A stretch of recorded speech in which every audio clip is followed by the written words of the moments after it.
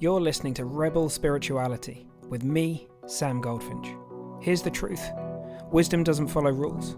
So each week we're going to explore what it means to wake up your way so you can live a more peaceful, creative and inspired life no matter your circumstances. It's time to blaze your unique path to truth.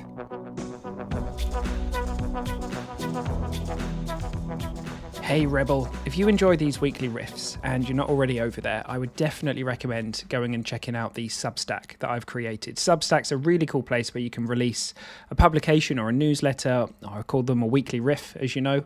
And so today's podcast is kind of a deeper riff off the back of a post I made about the wisdom in waiting. So we're going to explore that a bit more in a moment. But I love it. I love writing, as many of you will know. And I just think it's such a beautiful medium. So definitely go to the show notes and come and follow me on Substack. And there'll be loads of cool things coming there in the future and different ways to engage. But you can post in the comments. That means that we can interact. You can let me know about podcasts.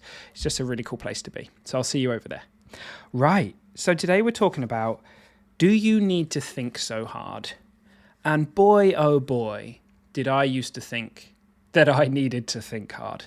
That was the way that I related to things. You know, somewhere along the way, I had picked up the message or the conditioning that that's how you got stuff done. You know, you went into this kind of like hyper analytical mode and you played out different things in your mind and you thought about this option and you thought about that option.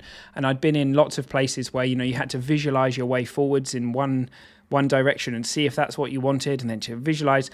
And I'm not saying that stuff's completely useless or any of that stuff, but as you will know, the thing I say all the time is that wisdom doesn't follow rules. And who knows what the moment calls for? Wisdom's going to guide us.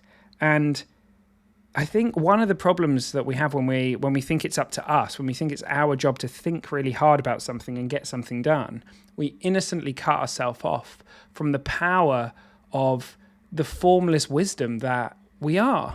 You know, we kind of get caught up in our conditioning, we get caught up in what's already created. So if you think about it, at the level of when we're analyzing or judging, we're often saying, well, how does this compare to something that's happened to me before? What do I think the best thing to do is here based on that thing that happened to me last week or last year? We were trying to apply knowledge that we have about the world, and maybe it's out of date, you know, maybe it's not actually that helpful for this one. And so the ability to be able to wait and to be able to trust and to be able to know that there is something in you that's going to help you, that's going to guide you, is very, very helpful. And so I wrote a post recently, and it was called The Wisdom in Waiting, and it was talking about how when we're innocently leading with urgency, we're leading with a form of insecurity somewhere, one way or another. And the power of waiting, as simple as it might seem, is that there's a settling in the system. We just tend to that thing occurs to us, that thing that we want to say or the thing that we want to do.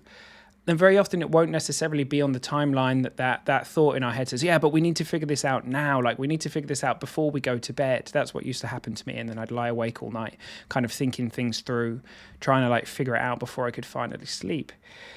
But there's just so much wisdom in waiting. And I went to write something in the article, and for some reason I don't think I had the words right, so I took it away. But I was with one of my wonderful coaching clients yesterday, and I said to her, the thing that I started to write was, maybe the degree to which we're able to wait and slow down and respond it kind of corresponds to the depth of our knowing that we can trust in something bigger than the intellect or the kind of insecure thinking that's often rattling around in our head. Like the moment we start to truly understand that there really is a source of fresh ideas, there's a source of knowing, there's a source of, because we often relate to wisdom in this kind of like the best idea available kind of way. But the way I'm talking about wisdom is nudges that come from the formless, nudges that come from who we are before and beyond our personality, life that moves through us, you know, who we really are. And as we tune into those nudges, it's simple stuff that comes to us very often. It's very often very, very simple, but it's often outside of the normal dynamics that we're operating in. So if we're trying to figure something out, and we're trying to figure out what's the right thing to do or what's the wrong thing to do, there's like a frame that we're looking through. We're looking through a lens, or if we're judging something to see where it fits. Do I agree with this? Do I disagree with this? Right? But wisdom doesn't follow those rules. It doesn't care about those lenses. And one of the powerful things about just waiting a while, not thinking so hard, having a sleep, having a nap, having a sandwich, do whatever it is, just putting it on the back burner for a minute, I sometimes say, and trusting in that. And you can experiment with this and see what comes to you, is that often the thing that moves through us, it's not like we create, like, I was going to say, it's not like we create it. Oh, we absolutely do. Who we really are creates it. Our conditioning doesn't create it. It's not our formed thoughts and our intellect that brings that through. It moves through us. It's informed by something much more deeper than that. And then it often surprises us. We're like, oh yeah, that's what I'm going to do. Why didn't I think of that before? That's so simple. And if you reflect on your life, if you look back, very often you'll realize that, or this is something you could do.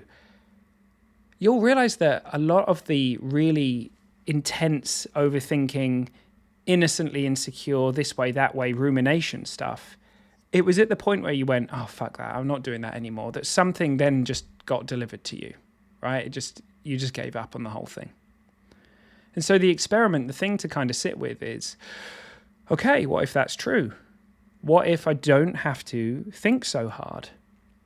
What if actually that's a signal? If I notice myself applying that, thinking really hard, getting really stirred up, ruminating, what if that's my system just letting me know, yeah, just not that way for a minute. Not that way for a minute. Put it down. Put it down for a minute. And just live your life, do some things that you love, and see what occurs to you.